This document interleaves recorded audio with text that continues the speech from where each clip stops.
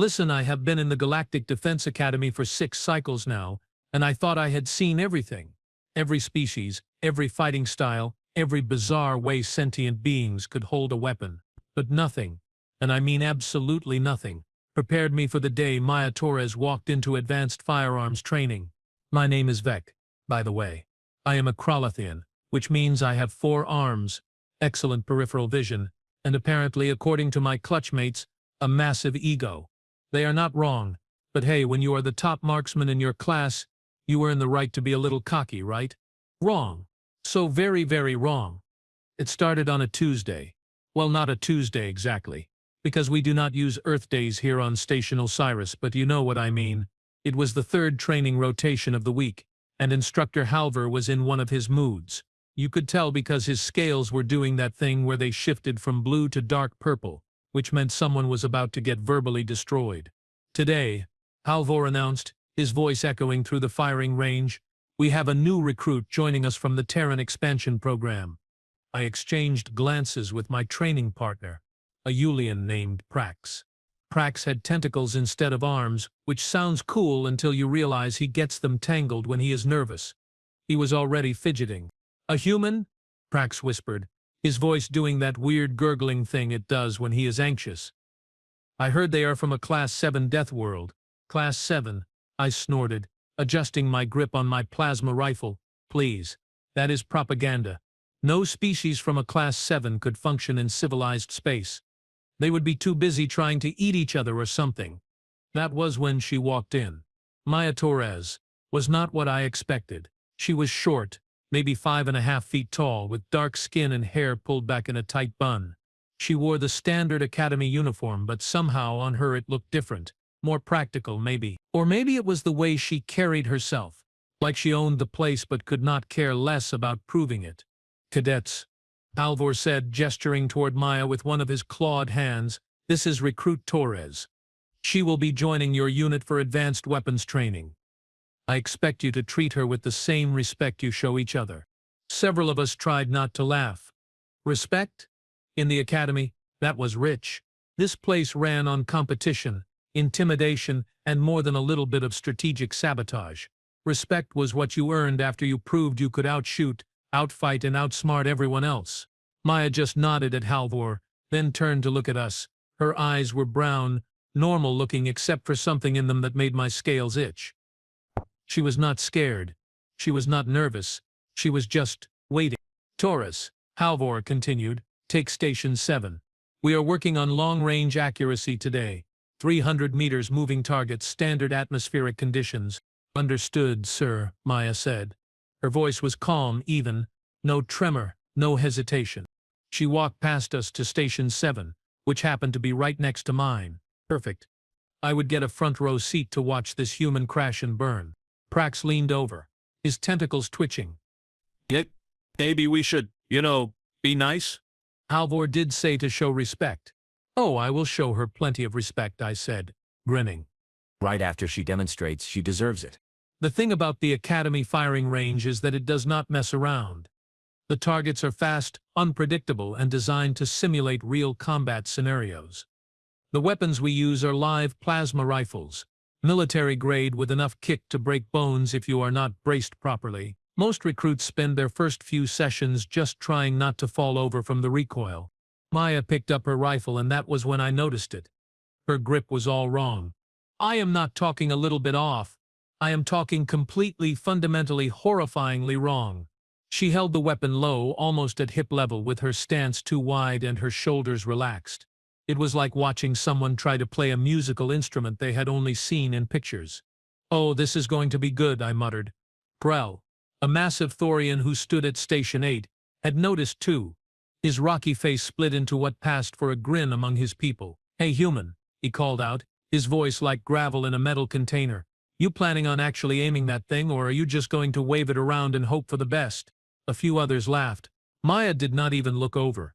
She just continued adjusting her stance, completely oblivious to how ridiculous she looked. Cadets?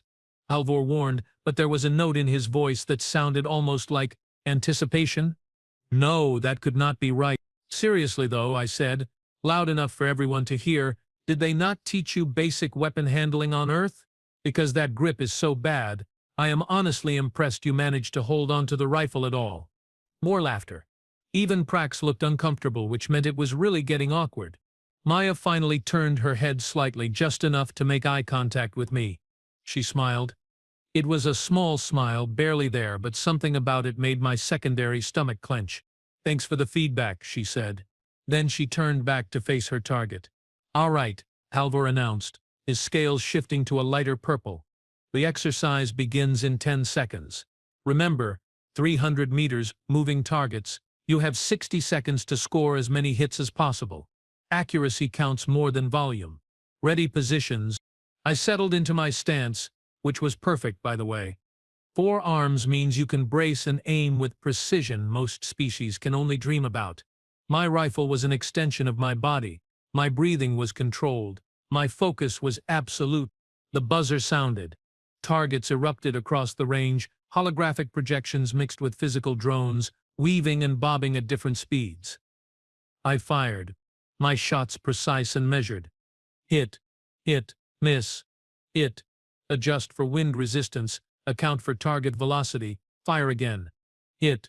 I was in the zone, completely focused, until I heard it. Crack, crack, crack, crack.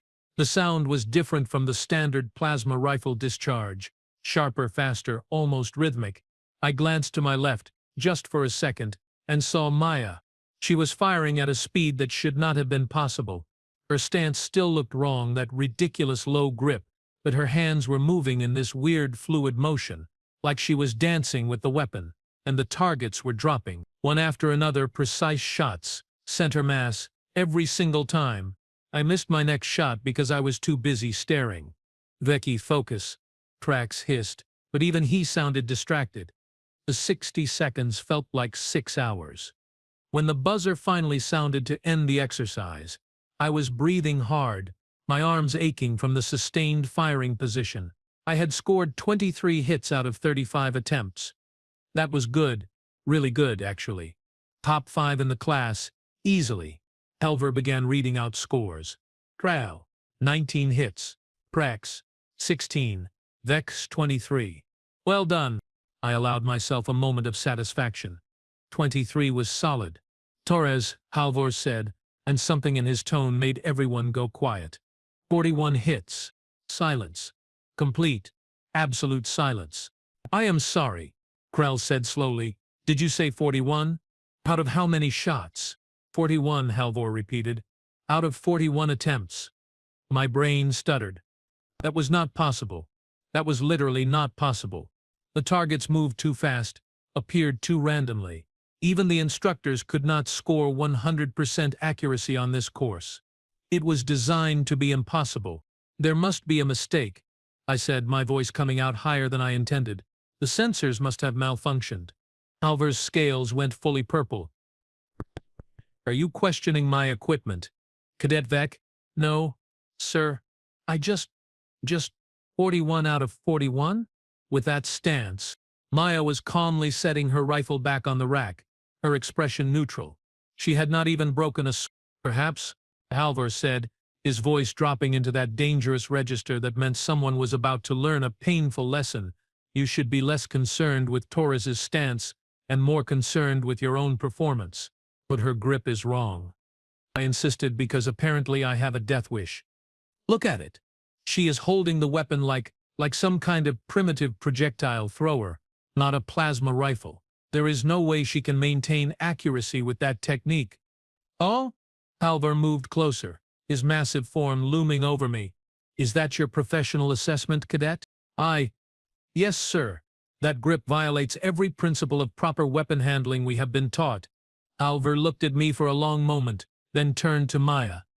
Torres, explain your grip technique to the class. Maya shrugged, stepping back up to the firing line. She picked up the rifle again, settling into that same weird stance. It is called an instinctive shooting position, she said. On Earth we developed it for rapid target acquisition in close to medium-range combat. The low grip and wide stance provide better recoil management and faster target transitions. That is ridiculous, I said. Plasma rifles do not have recoil like that. The energy dispersion is completely different from kinetic weapons. True, Maya agreed, but my muscle memory does not care. I trained for 15 years with projectile weapons before I touched a plasma rifle. My body knows how to shoot. Changing my grip to match your techniques would actually make me less accurate, not more. Muscle memory? Morel rumbled. What does that even mean? It means, Halvor interjected, and now his scales were shifting to a strange color I had never seen before, almost greenish, that Torres has been training with lethal weapons since she was a child.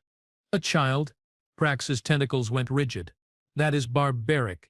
That is Earth, Halvor said quietly. Torres, how many hours of live fire training would you estimate you have completed? Maya thought for a moment. Including required military service, probably somewhere around 8,000 hours. 8,000 hours. I had maybe 300 hours of live fire training. Most of us did. Training with actual lethal weapons was expensive and dangerous. You did it in controlled environments with extensive safety protocols. But why? I asked, and I hated how my voice sounded, almost pleading. Why would any society train their population that extensively with weapons? Maya looked at me, and that smile came back, but this time it was sad. Because on Earth, we do not have the luxury of peace. Our planet tried to kill us for millions of years. The predators, the diseases, the weather, the other tribes of humans, we learned to fight back or we died. Every single time. Class 7. Prax whispered. It is true. What is Class 7? Maya asked, looking genuinely curious. Halvor's scales were now fully green, which I was pretty sure meant he was actually impressed. It is a galactic survey designation. It means a planet where the evolutionary pressure is so extreme that survival requires constant adaptation, violence, and innovation. We have encountered 17 Class 7 worlds in the history of the Galactic Coalition. Only 3 have produced sentient life. Earth is one of them. Huh, Maya said. That explains some things. But that does not explain the accuracy. I insisted, because I am nothing if not stubborn. Even with all that training, 41 out of 41 is statistically improbable. There has to be something else. Halvor looked at me, then at Maya, then back at me. Something passed between him and the human, some unspoken communication that I did not understand. All right, Halvor said, and his voice had that tone that meant things were about to get very interesting or very painful. Let me show you all something. Torres, if you would be willing to demonstrate again. Sure, Maya said, stepping back up to the line. This time, Halvor continued, we are going to use the advanced target system. 500 meters, extreme evasive patterns, target sizes reduced by 50%. This is the test we give to candidates for special operations. Most candidates fail. Torres, you do not have to do this. I know, Maya said. She picked up her rifle and I saw her hands move across it with casual familiarity, checking systems, adjusting settings. I want to. Very well. Everyone else, observe carefully. Halvor raised his hand, and the range reconfigured. New targets appeared, tiny dots at incredible distances, moving in patterns that made my head hurt just trying to track them. The buzzer sounded. Maya fired. And I understood in that moment why Earth was classified as Class 7. She did not aim the way we do, lining up sights and calculating trajectories. She just knew. Her body moved like water, flowing from target to target, and every single shot connected. It was not shooting. It was something else entirely, something primal and terrifying and beautiful all at once. The rifle became part of her, and she moved with a grace that should not have been possible for someone her size. She was not fast because of augmentation or genetic modification. She was fast because she had to, because somewhere in her evolutionary history, being that fast meant the difference between eating and being eaten. 42 seconds. That was how long it took her to clear every single target on the advanced course. When the buzzer sounded, Maya lowered her rifle, breathing just slightly harder than before. She turned to look at us, and I saw it then. Really saw it for the first time. She was not human in the way we understood species. She was a predator wearing a friendly face, a hunter pretending to be civilized, a weapon that had learned to talk and laugh and smile, and she had been holding back. How? My voice came out as a croak. How is that possible? Halvor walked over to Maya, and he did something I had never seen him do before. He placed his hand on her shoulder, the gesture almost respectful. Vec, he said, turning to face the class, Let me tell you something about humans. Something the Galactic Coalition does not advertise widely because, frankly, it is terrifying. We waited. Nobody moved. Humans, Alvor continued, have something called persistence hunting. On Earth, before technology, before civilization, they would chase prey for days. Days. Not hours. Days. They would run after animals faster and stronger than themselves until those animals literally collapsed from exhaustion. You understand what that means? It means their bodies evolved to move, constantly, efficiently, without stopping. But that does not explain the shooting, Krell rumbled. I am getting to that, Alvor snapped. Their persistence hunting worked because of something else, something unique to human biology. They have what is called proprioception, an enhanced spatial awareness of their own bodies in three-dimensional space. They know instinctively where every part of their body is at any given moment without having to think about it. He pointed at Maya. When Torres fires that rifle, she is not aiming with her eyes. Not really, she is aiming with her entire body. Her brain calculates trajectory, wind resistance, target velocity, all of it, below the level of conscious thought. She just points, and her body does the rest. That is not fair, I said weakly. Fair, Halvor laughed, a harsh sound. But nothing about humans is fair. They come from a world that tried to murder them every single day for millions of years, and they survived by becoming the most dangerous predators their planet had ever seen. And then, when they ran out of predators to fight, they started fighting each other. That sounds awful, Prax whispered. It was, Maya said quietly. It still is. Sometimes. But it also made us who we are. Every human alive today is the descendant of thousands of generations of survivors. People who refuse to quit, to give up, to stop fighting. It is in our DNA, Halvor nodded. And that brings me to the real lesson today. You all mocked Torres's grip technique. You thought she looked foolish. Amateur, you judged her by your standards, by your understanding of how combat works. He paused, letting that sink in. But here is the thing. None of you understood. Only Earthborn can shoot like that.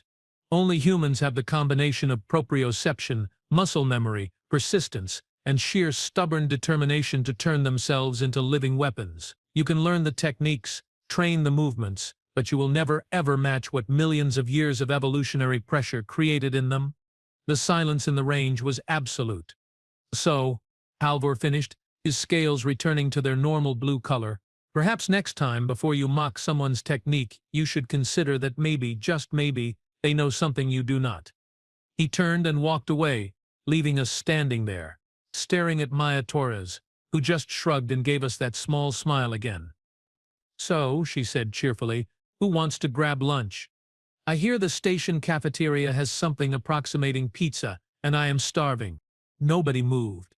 We were all too busy recalculating everything we thought we knew about combat, about training, about what it meant to be dangerous.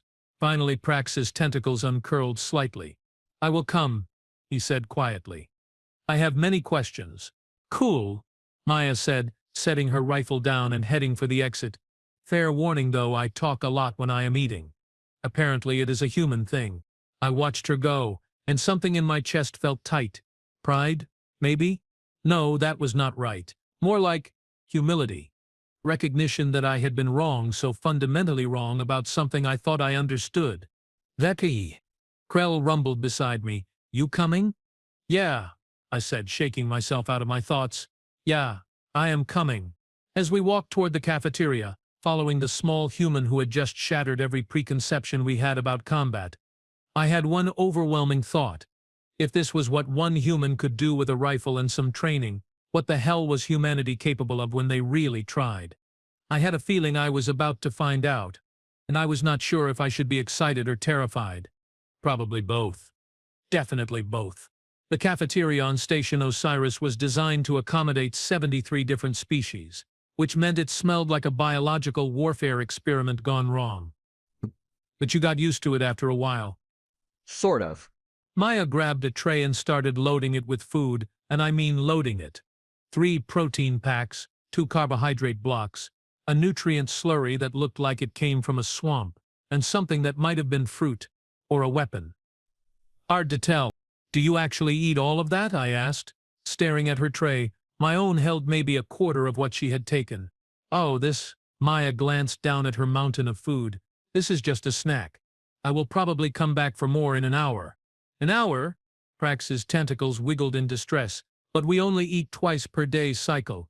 Yeah, well, human metabolism is kind of insane, Maya said, finding a table and dropping into a seat. We burn through calories like crazy. Part of that whole persistence hunter thing Halvor mentioned. Our bodies are basically furnaces that need constant fuel. I sat across from her, watching as she tore into the food with an efficiency that was both impressive and slightly disturbing. Krell settled next to me, his massive frame making the bench creak.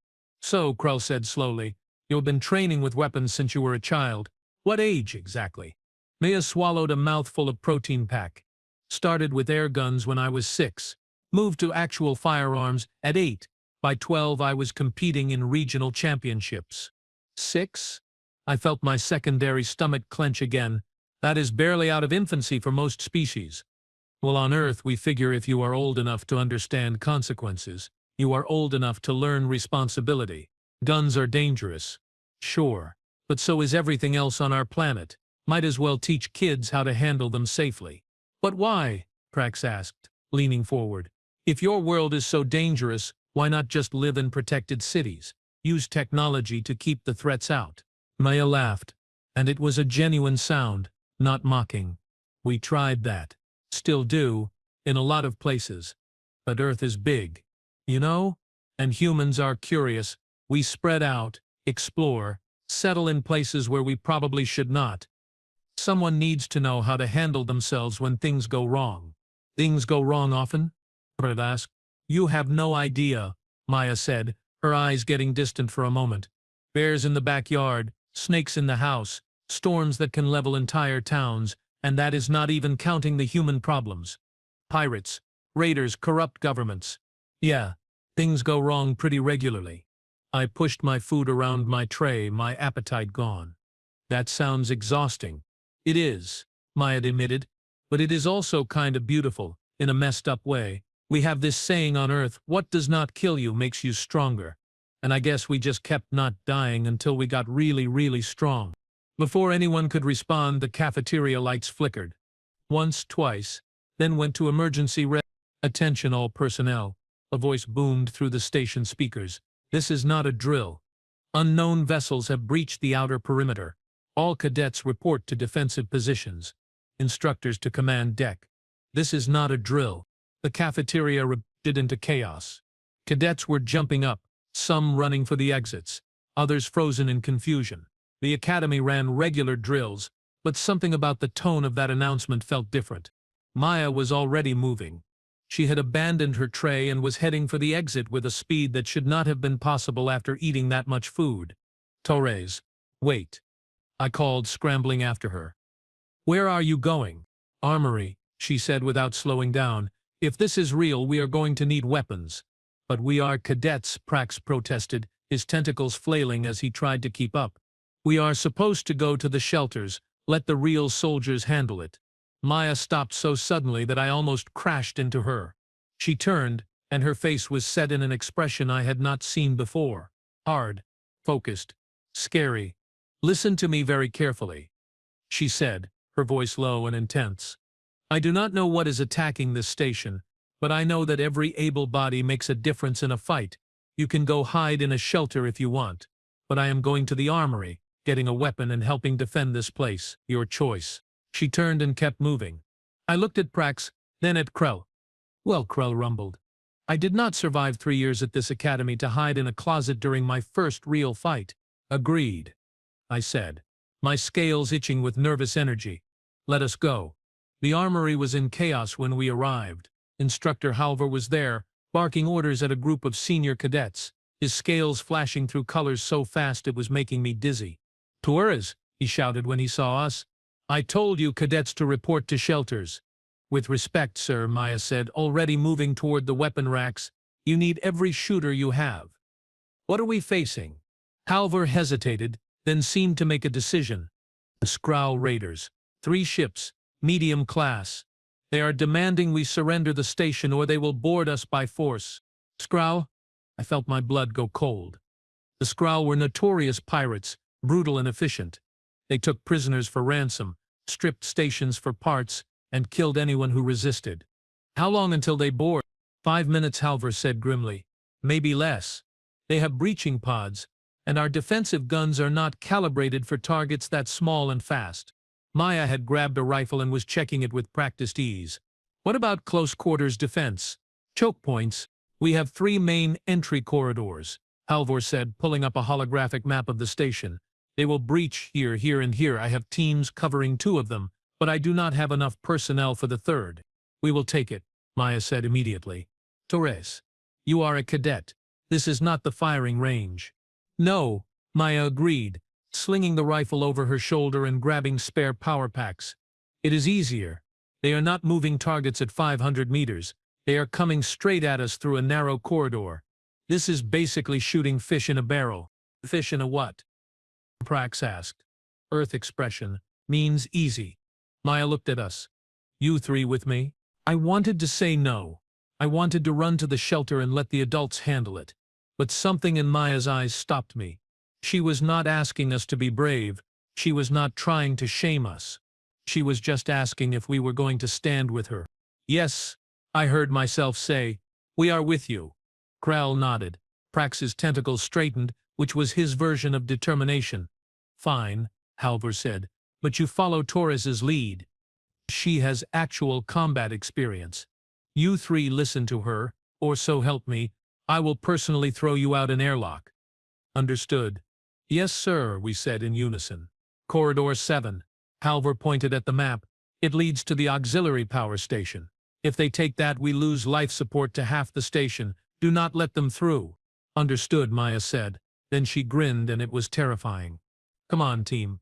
Let us go meet our visitors. Corridor 7 was a long, straight passage with minimal cover. There were a few structural support pillars we could use, some maintenance hatches, but mostly it was just empty space designed for efficient foot traffic. This is not ideal, I muttered, taking position behind one of the pillars. Are you kidding? Maya said, setting up her rifle with a clear line of sight down the entire corridor. This is perfect. They have to come at us from one direction, and there is nowhere for them to hide. Prax, you are on the left. Use that pillar for cover. Krell, center right. Zach, you are with me on Overwatch. We set up a crossfire pattern. A what pattern? Krell asked. Just aim at anything that is not us and shoot. Maya said, trust me, this is going to be simple. Probably, I squeaked. Okay, 70% sure it will be simple. Maybe 60. That is not comforting, Torres. Would you prefer I lie to you? Before I could answer, a massive explosion rocked the corridor. Emergency lighting flickered on, bathing everything in that awful red glow. At the far end of the corridor, maybe 100 meters away, a breach pod had torn through the hull, and armored figures were already pouring out. Skrull. 6 of them, maybe more behind. They were big, twice my size, covered in heavy combat armor and carrying weapons that made our rifles look like toys. Contact, Maya said calmly, her voice steady. Prax. Left side, 2 targets. Krell. Center, 3 targets. Locke, you are with me on the right. Fire on my mark. The Skrull were advancing in formation, professional and controlled. They had not seen us yet. We were in shadow, our positions concealed by the emergency lighting. Wait for it, Maya whispered. Let them get closer. 50 meters. My hands were shaking. I could not help it. These were real enemies with real weapons. And if I messed up, we were all dead. Steady, Maya said. 40 meters. Remember your breathing. In, out, in. I tried to follow her breathing pattern. It helped. A little. 30 meters. On my mark. 3, 2, 1. Fire. The corridor exploded with plasma fire. Maya was not shooting like she had on the range. She was shooting faster, more aggressively, her shots coming so quickly they almost sounded like one continuous blast. The lead Skrull went down instantly, his armor no match for concentrated plasma at close range. Prax was firing too, his tentacles handling the recoil better than I expected. Krell was roaring, his shots wild but effective in the confined space. I fired, missed, adjusted, fired again, hit. The sensation was nothing like the range. The targets were shooting back. Plasma bolts screamed past us. superheating the air, leaving scorch marks on the walls. One bolt hit the pillar I was hiding behind, and I felt the heat through the metal. "Keep firing," Maya shouted. "Do not let them establish a foothold." 2 more Skrull went down, then 3. But more were coming through the breach, and these ones had shields. Shields. Krell bellowed. "We cannot penetrate." "Yes, we can," Maya said. She dropped her rifle, pulled out a grenade from her belt, and threw it with terrifying accuracy. The grenade bounced once, twice, then detonated right in front of the shielded Skrull formation. The shields flickered and died.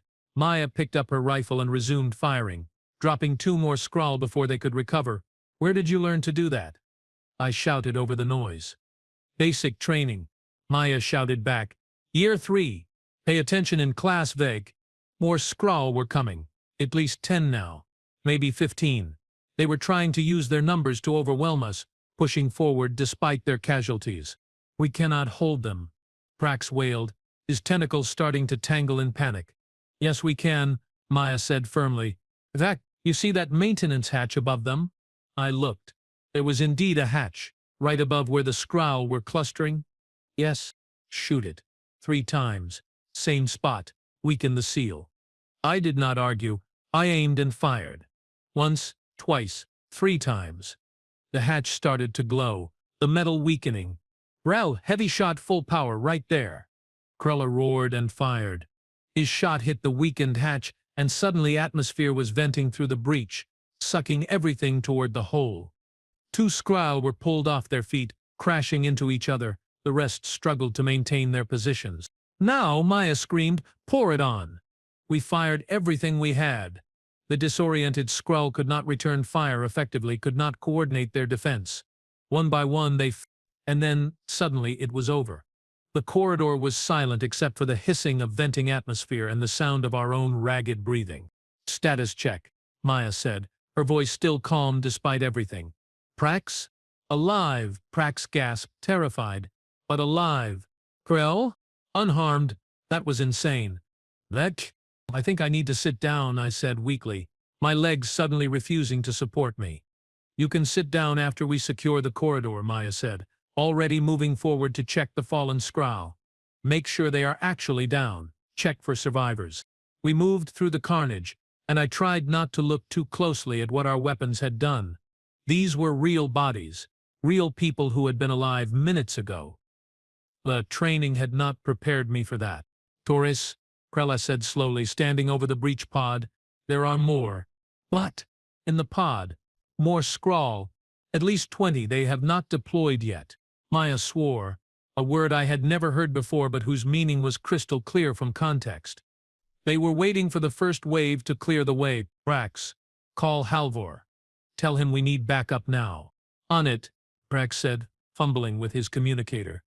The Skrull in the pod must have heard us talking, because suddenly the pod doors burst open and they came pouring out, roaring battle cries and firing wildly. "Fall back," Maya ordered. "Fighting retreat." "Prax, left side." "Krell, right." "Vec, cover fire." We retreated, firing as we went, using the pillars as mobile cover. But there were too many of them and they were advancing too fast. "This is not working," I shouted. "I know," Maya snapped. Then her eyes lit up. "Vivek, how good are you at math?" "What?" "Now is not the time for homework. The support pillars, they are load-bearing, right? If we take out enough of them, the ceiling collapses." "Are you insane?" Krell roared. "We will die too. Not if we are past the collapse point." "Prax, tell Halvor to seal the emergency bulkheads in 30 seconds, Section 7 Beta." "What are you planning?" Prax asked, but he was already relaying the message. "We are bringing down the ceiling on these bastards," Maya said. "Everyone, focused fire on the pillars. Left side first, 3 shots each. Full power. Go." We fired. The pillar groaned, metal shrieking as structural integrity failed. It buckled, and part of the ceiling sagged. "Next pillar. Move and fire." We ran, firing at the next support structure. Behind us, the Skrull were still advancing, but slower now, confused by our tactics. "Third pillar. Last one." The 3rd pillar exploded under our combined fire, and suddenly the entire corridor was screaming. Metal tore, supports failed, and a significant section of ceiling began to collapse. "Run!" Maya screamed, and we ran. The emergency bulkhead was closing, its massive door descending from the ceiling. We had maybe 3 seconds to get through before it sealed. Prax went first, his tentacles propelling him forward. Krell dove through, his rocky body scraping against the doorframe. I was right behind him, my lungs burning. Maya was last. She turned at the threshold, fired one more shot into the collapsing corridor, then rolled through the bulkhead just as it slammed shut. Behind the sealed door, we heard the massive crash of the ceiling collapse, the screams of Skrull crushed under tons of metal and debris. And then, silence. We lay there on the floor, gasping for air, covered in dust and minor burns, and absolutely alive. "Is everyone okay?" Maya asked after a moment. "Define okay," I wheezed. "Breathing. All limbs attached. Not dying immediately." "Then yes, I am okay." Prax made a gurgling sound that might have been laughter or crying. Possibly both. Krell just sat there, his rocky face unreadable. "Good job, team," Maya said, sitting up and checking her rifle. "That went better than expected." "Better?" I stared at her. "We almost died at least 4 times. "Yeah, but we did not." "That is called success," the communicator crackled. "Torres, this is Halvar. Status? Corridor 7 secured, sir." Maya said, "Recommend structural engineers check the damage, but the breach is sealed." "Casualties? None on our side. All Skrull hostiles neutralized." There was a long pause. "How many Skrull?" Maya glanced at us. "Maybe 30, 40. We were kind of busy to do an exact count." Another pause. "You are telling me 4 cadets held off and neutralized 40 Skrull raiders?" "Well, when you say it like that, it sounds impressive," Maya said. "Mostly we just shot a lot and collapsed a ceiling on them. Pretty standard tactics, really." "Standard." Halvar's voice had that edge to it that meant he was either furious or impressed. Possibly both. "Get to the command deck. Now." "And Torres?" "Yes, sir. We are going to have a very long conversation about what standard tactics means on Earth." "Looking forward to it, sir." Maya stood up, offered me a hand. I took it, letting her pull me to my feet. "So," she said cheerfully, "still think my grip technique is wrong?" I looked at her, this small human who had just saved all our lives, and probably a good chunk of the station, who had turned a terrifying situation into a controlled tactical engagement, who had made 40 armed raiders seem like a minor inconvenience. "No," I said honestly, "I think your technique is perfect. And I think I owe you an apology." "For what?" "For mocking you. For assuming I knew better. For judging you before you even had a chance to prove yourself." Maya shrugged. "I am used to it. Happens every time I meet new people. You should see how people react when they find out Earth sends diplomats and soldiers to the same schools." "Wait, you are a diplomat?" "No, but my sister is. Point is, humans are complicated. We do not fit into neat categories. We are warriors and poets, scientists and artists, brutal and compassionate, all at the same time." We started walking toward the command deck, all of us limping slightly, exhausted but alive. "Halvar said something earlier," Prax said quietly, "about humans being dangerous, about your planet creating living weapons. I thought he was exaggerating." "He was not," Maya said, "but here is the thing nobody mentions. Yeah, we are dangerous. Yeah, we come from a world that tried to kill us, but we also learned something else from all that violence and struggle." "What?" Krell asked. "We learned to protect each other, to stand together when things get bad, to never abandon our pack. You 3 could have gone to the shelters, probably should have, but you stood with me anyway. That is the most human thing you could have done, and you are not even human." I felt something warm in my chest. Pride, maybe, or belonging. "So," I said, "what happens now?" "Now," Maya grinned. "Now we go to the command deck, get yelled at for about 20 minutes, probably get some kind of commendation for bravery or stupidity, and then I buy you all drinks because holy crap, we actually survived that." "Humans drink alcohol to celebrate survival?" Prax asked. "Humans drink alcohol for any reason," Maya said. "Celebration, mourning, boredom." Tuesday. We are very committed to the concept. We reached the command deck to find Halvar waiting. along with several senior officers and the station commander herself. Commander Velis was a Dracanian, tall and imposing, with scales that shimmered like oil on water. "Cadets," she said, her voice resonant with authority. "Instructor Halver has informed me of your actions in Corridor 7. You directly violated orders to report to shelters." "Yes, ma'am," Maya said, standing at attention. "We followed her lead. You also held a critical defensive position against superior numbers, prevented a catastrophic breach of our power systems, and neutralized a significant enemy force with minimal collateral damage." "Yes, ma'am." Commander Velis looked at each of us in turn.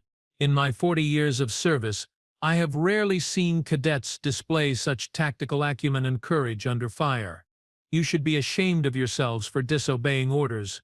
She paused, and a small smile crossed her reptilian features. "But you should also be proud. The Skrull have retreated. The remaining ships withdrew when they realized they were taking unacceptable casualties. You four, along with the other defensive teams, saved this station and everyone on it. Well done." I felt my scales flush with color. Pride. Definitely pride. "Thank you, ma'am," Maya said. "Torres," Commander Velis said, "I have been reviewing your file. You have been at this academy for less than a week, and you have already become something of a legend." "I really did not mean to, ma'am." "I believe you. But here is what I want to know. That performance in Corridor 7, the tactics, the adaptability, the leadership, is that typical for humans?" Maya thought about it. "Honestly? Yeah, kind of. I mean, I am pretty good at my job, but I am not special. Back home, there are millions of people who could have done the same thing, maybe better." The officers exchanged glances. I saw calculation in their eyes and maybe a little fear. "Millions," Commander Velis repeated. "How many humans are there exactly?" "Last census? About 11 billion. The silence was profound. 11 billion, Halvor said slowly. 11 billion people with your capabilities, your adaptability, your aggression. Instructor Torres. Do you understand why the Galactic Coalition was hesitant to invite Earth to join? Because we are scary?" Maya guessed. "Because you are terrifying," Commander Velis corrected. "A species that evolved through constant warfare, that treats lethal weapons training as a childhood activity, that celebrates persistence and violence as virtues. Do you have any idea what you represent to the rest of the galaxy?" "Cheap labor," Maya joked, but nobody laughed. "You represent change," Commander Velis said. "The Coalition has existed for 3,000 years, built on diplomacy, trade, careful balance of power, and now Earth arrives, bringing weapons we never imagined, tactics we never considered, and a mindset that treats impossible challenges as minor inconveniences." "Is that a problem?" Maya asked carefully. "That depends," Commander Velis said. "Are you here to conquer or to contribute?" "Contribute," Maya said immediately. "Look, I get it. We are weird. We are violent. We probably make everyone nervous. But we are also loyal, creative, and really good at solving problems. Give us a chance. Let us prove that we can be more than just scary predators." Commander Velis studied her for a long moment. Then she nodded. "Very well, Torres. Effective immediately, you are promoted to squad leader. Your first assignment is to form a mixed-species tactical unit and develop training protocols that incorporate human combat techniques with Coalition standard practices." "Wait, promoted? I am still a cadet." "Not anymore. Vec Prax. Crow. You are reassigned to Torres's unit. Congratulations, you are now officially the first humans-led integration squad in Coalition history." "But I am not human," I protested. "No," Commander Velis agreed, "but you survived combat alongside one. That makes you more qualified than most." "Dismissed. And get some rest. You all look terrible." We left the command deck in a daze. Squad leader. Mixed species tactical unit. Training protocols. It was too much to process. "So," Prax said as we walked back toward the residential sector, "I guess we are a team now." "Looks like it," Maya said. "I have a question." Krell rumbled. "You said millions of humans could do what you did today, but you are here, training with us. Why? If you are so capable, why join the Coalition at all?" Maya stopped walking. She looked out one of the observation windows at the stars beyond. "Because," she said quietly, "we are tired of being alone. For our entire history, we only had each other. We fought each other, killed each other, nearly destroyed ourselves a dozen times. But now, for the first time, we are not alone. There are other species, other civilizations, other ways of seeing the universe, and yeah, maybe we are scary, maybe we are dangerous, but we also have so much to learn from you all. She turned back to us. You know what I realized today? Fighting alongside you three, we won not because I am human, but because we worked together. Prax's flexibility, Krella's strength, Vic's precision, and my experience, combined we were better than any of us alone. That is actually kind of beautiful, I admitted. Right? Maya grinned. So here is my proposal. We form the best damn squad the Coalition has ever seen. We combine human crazy with Coalition smart, and we show everyone that together we can do things nobody thought possible. Prax extended a tentacle. I am in. Krell placed his massive hand over Prax's tentacle, as am I. I looked at them, then at Maya, then placed my hand on top of the pile. Someone has to keep you all from getting killed. Might as well be me. Maya laughed and added her hand to ours, to Squad Impossible. That is a terrible name, I said. We will workshop it, Maya agreed. And standing there, hands joined, looking out at the stars, I realized something profound. A week ago, I thought I knew what it meant to be a warrior. I thought combat was about skill, technique, following the rules. Maya had taught me different. Combat was about adaptation, creativity, protecting your team. It was not about being the best. It was about making everyone around you better. She had mocked grip technique.